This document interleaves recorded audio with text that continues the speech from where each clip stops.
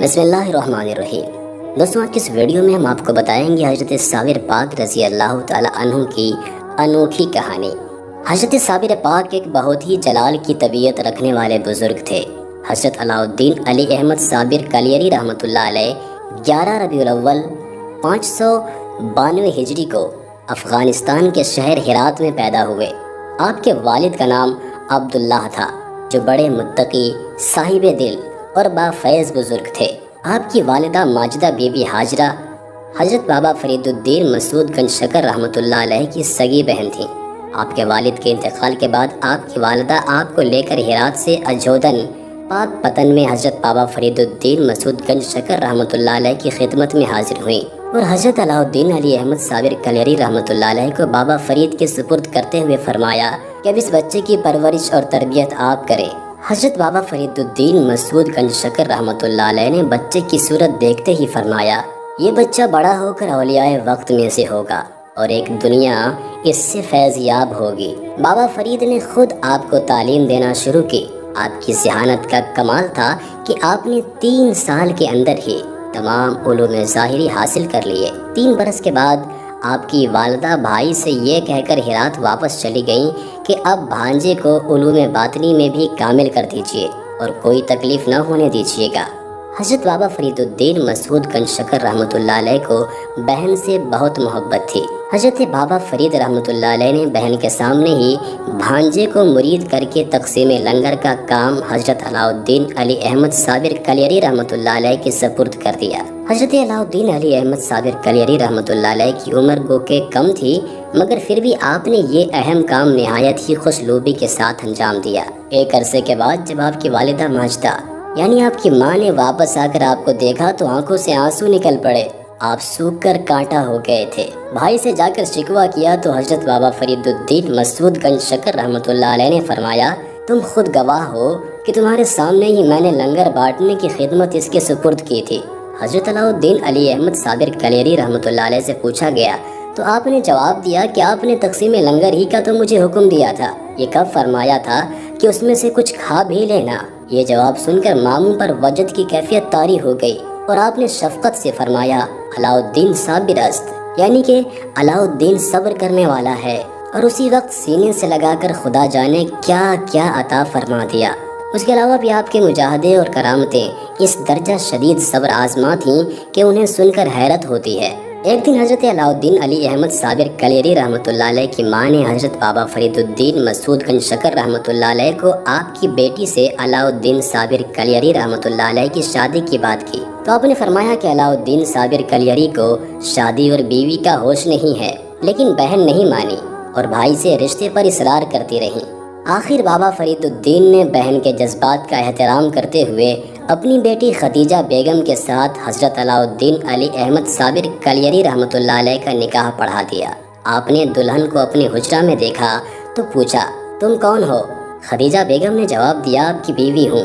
آپ نے فرمایا، جب ہم خدا کے ہو چکے ہیں تو پھر ہمیں غیر کی کیا ضرورت رہی؟ اور جب آپ نے نظر ڈالی تو دلہن کے جسم میں آگ لگ گئی۔ صبح کو ماں آئی تو بہو کو راکھ دیکھ کر غصے میں کہا، میں تمہارے ماموں کو کیا جواب دوں گی؟ انہیں بھی فوراً بخار آ گیا اور کچھ ہی دن کے بعد وہ بھی انتقال کر گئیں۔ اس کے بعد آپ جو حجرے میں داخل ہوئے تو پورے 9 سال اندر ہی رہے اور باہر نہ نکلے، نہ کچھ کھایا نہ کچھ پیا۔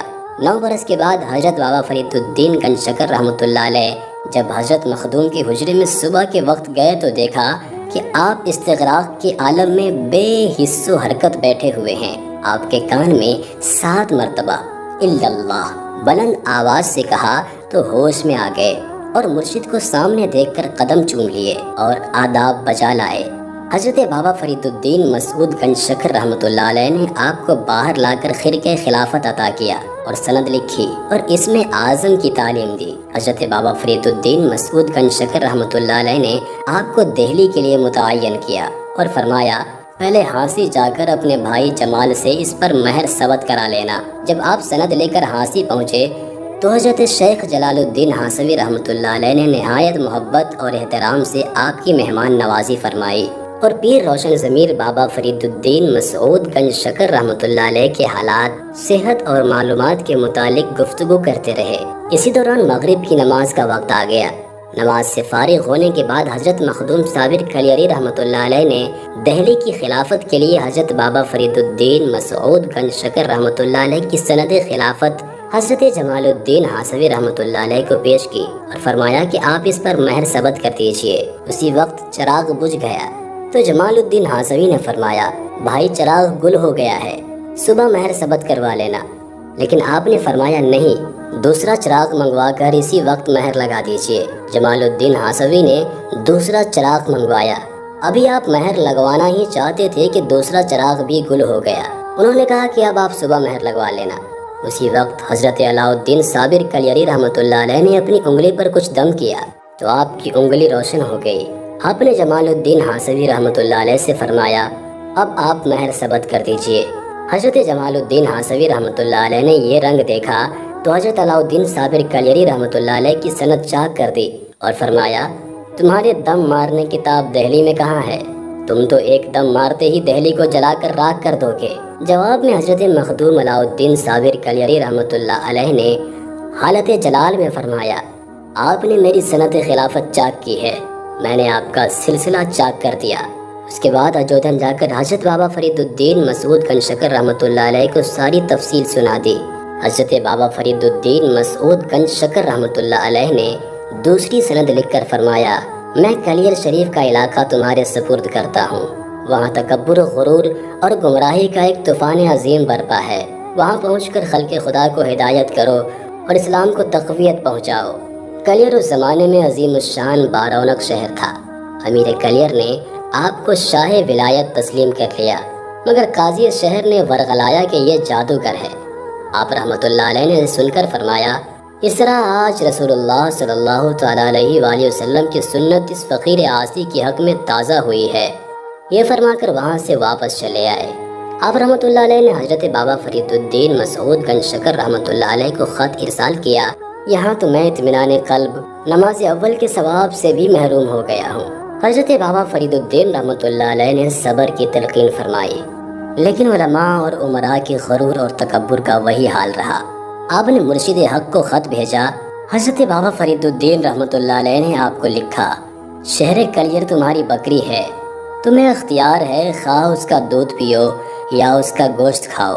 یہ جواب پا کر آپ جمعہ کے روز جامع مسجد میں گئے۔ عمرائے شہر نے آپ کو مسجد سے نکال دیا۔ آپ نے غضبناک ہو کر فرمایا، ظالموں، تم اللہ کے گھر میں بے امتیازات پیدا کرتے ہو اور یہاں بھی بندہ بن کر نہیں آتے ہو۔ لیکن کسی نے پرواہ نہ کیا۔ آخر امام نے جب خطبہ ختم کیا تو آپ نے جلال میں آ کر مسجد کو مخاطب کیا اور فرمایا، اب تو بھی سجدہ کر لے۔ یہ سن کر عظیم الشان مسجد فوراً ہی دھڑام سے گر پڑی۔ اہل کلیر گھبرا گئے، آپ کے پاس آئے تو آپ نے فرمایا، میں تو اللہ سے کلیر کے ویرانی کی دعا مانگ چکا ہوں، اب کچھ نہیں ہو سکتا۔ بہت سے لوگ تو جامع مسجد کے اندر دب کر مر گئے۔ اس کے بعد شہر میں طاعون پھیل گیا جس نے تمام شہر کو ویران کر دیا۔ جو بچے وہ جنگلوں اور پہاڑوں میں جا کر پناہ لیے۔ آپ نور العارفین حضرت بابا فرید الدین مسعود گنج شکر رحمۃ اللہ علیہ کے جانشین تھے اور صابری سلسلہ آپ ہی سے جاری ہے۔ آپ میں جذبہ الہی حد سے زیادہ تھا۔ زبان مبارک سے جو بھی نکل جاتا وہ فوراً پورا ہو جاتا۔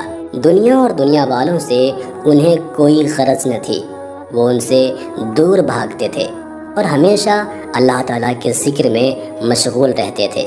13 ربیع الاول 464 ہجری کو اس دار فانی سے رخصت ہوئے۔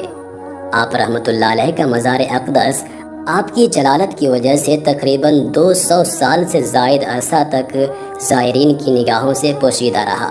تذکرۃ الجلیل میں ہے کہ جو کوئی بھی آپ رحمۃ اللہ علیہ کے مزار کی طرف جاتا اس کو بجلی جلا دیتی یا کوئی سانپ کاٹ لیتا۔ اس لیے آپ رحمۃ اللہ علیہ کے مزار اقدس کے جائے وقوع سے دور دور تک آبادی قائم نہ ہو سکی۔ حضرت شیخ عبد القدوس گنگوہی رحمۃ اللہ علیہ ایک دن معمول کے مطابق اپنے دادا مرشد حضرت شیخ عبد الحق رحمۃ اللہ علیہ کے مزار پر جھاڑو دینے میں مشغول تھے کہ کہ آواز آئی، ہمارے مزار پر بھی جھاڑو دے دیا کرو۔ حضرت شیخ عبد القدوس گنگوہی رحمۃ اللہ علیہ یہ نہ سمجھ سکے کہ کس بزرگ کی آواز ہے، چنانچہ آپ نے مزار شریف پر بیٹھ کر مراقبہ شروع کیا تو پتہ چلا کہ یہ آواز حضرت صابر کلیری رحمۃ اللہ علیہ کی ہے۔ اس واقعہ کے بعد حضرت شیخ عبد القدوس گنگوہی رحمۃ اللہ علیہ اپنے مریدوں کو ساتھ لے کر مزار اقدس پر پہنچے، وہاں قرآن خوانی اور فاتحہ کروائی اور حلوہ کے توشہ پر حضور اکرم صلی اللہ تعالیٰ علیہ وآلہ وسلم کی روح کو ثواب پہنچا کر وہاں کے موجود لوگوں میں بانٹ دیا۔ حضرت شیخ عبد القدوس گنگوہی رحمۃ اللہ علیہ نے ہی 3 روز وہاں ٹھہر کر مزار اقدس کی حد بندی فرمائی، بانس کے ستون بنا کر لکڑیوں کی چھت سے مزار اقدس پر سایہ کیا۔ اس کے بعد حضرت علاء الدین علی احمد صابر کلیری رحمۃ اللہ علیہ کی جلالت آپ کی دعا سے ختم ہو گئی اور لوگ آپ کے مزار اقدس کی زیارت کے لیے آنے جانے لگے۔ حضرت علاء الدین علی احمد صابر کلیری رحمۃ اللہ علیہ کا سالانہ عرس اپنی دیرینہ روایات کو دامن میں سمیٹے 13 ربیع الاول سے کلیر شریف میں شروع ہو جاتا ہے۔ یہ اللہ کے جانثاروں کی تاریخ ہے جو انسانی نظروں سے روپوش ہونے کے باوجود صدیوں سے ہزاروں انجمنوں، لاکھوں مجلسوں اور کروڑوں دلوں میں آج بھی زندہ ہیں۔ اتنا عرصہ گزر جانے کے باوجود آپ کا مزار پاک کلیر شریف انڈیا میں عقیدت مندوں کے لیے مرجع خلائق ہے۔ آج بھی وہاں لوگ جاتے ہیں اور ان کے فیض و کرم سے بہرور ہوتے ہیں۔ امید کرتے ہیں کہ آج کی یہ ویڈیو آپ کو ضرور پسند آئی ہوگی۔ ویڈیو کو لائک کرنے کے ساتھ ساتھ دوستوں کے ساتھ شیئر ضرور کر دیجیے گا۔ اپنا بہت سارا خیال رکھیے گا۔ خدا حافظ۔